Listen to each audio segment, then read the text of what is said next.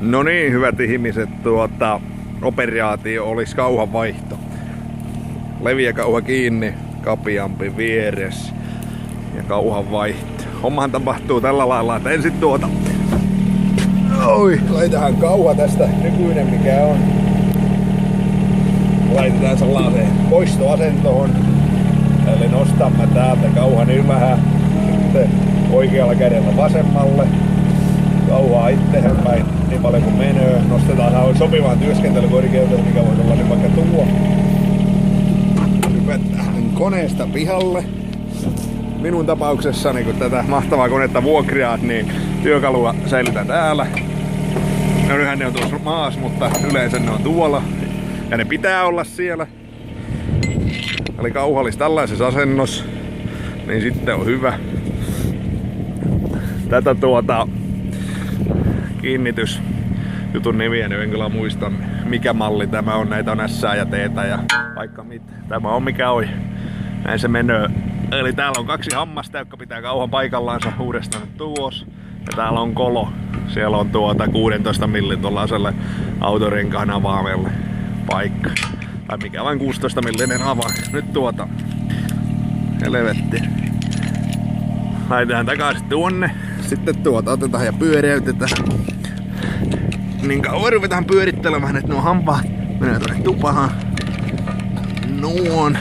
Niin kauan kun menee sellainen, mutta ei yhtään kiristellä, vai se on siinä. Sitten eli nyt on hampaat tuvas. Takaisin kabiiniin. Kamera tuohon polvien väliin. Sitten otetaan kauha pois, eli laitetaan kauhaa vaan lähemmäs maata. Ja sitten taas oikealla kädellä oikealle päin, niin tipahtaa kauha tuohon. Sitten toinen kauha paikallensa. Hyvä on tyvitaittoa vähän käyttää tai sitä pökkäästä vähän suoraan niin, että se olisi tuon liitin olisi kohti suoraan iteenpäin. Sitten siellä on nämä hampaat, mitkä nyt näkyy. Siis tuossa näkyykö? Tuossa. Hampaat, niin tuo menee kiinni, niin laitetaan avata suurin piirtein yläasentoon hollille. Laitetaan. Lähdetään tuohon kiinni, nöppää siihen. Ja sitten iteenpäin taas tuolta oikealla kädellä. Niin näkyy, se jää roikkumaan tuohon noitten varhaan. Ja sitten vain oikealla kädellä vasemmalle kauhaa ittiä. Sitten päin. Nyt ei mennyt kohdalle heti. Vähän kun nytkyttää, niin se tippuu tuonne koloon.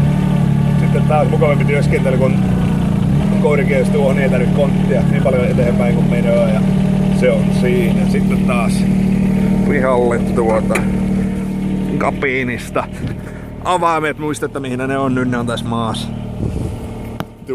Eli nyt pitäisi olla tällainen asenno.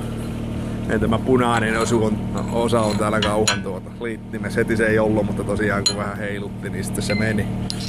Sitten taas näkyy täällä hampaat on tuvas. Avaan tupahan tuosta. No, ja sitten pyöritellään hampaat pihalle täällä. Niin kauan kuin tuloa, mutta yhtään ei sitten saa kiristää, kun sitten niitä ei saa ikinäkään taas takaisin. Eli siihen nuo hampaat on suurin piirtein tuolla on 3 senttiä tosta pihalla. Kauha pysyy siinä. Ja sitten vain kaivelemaan.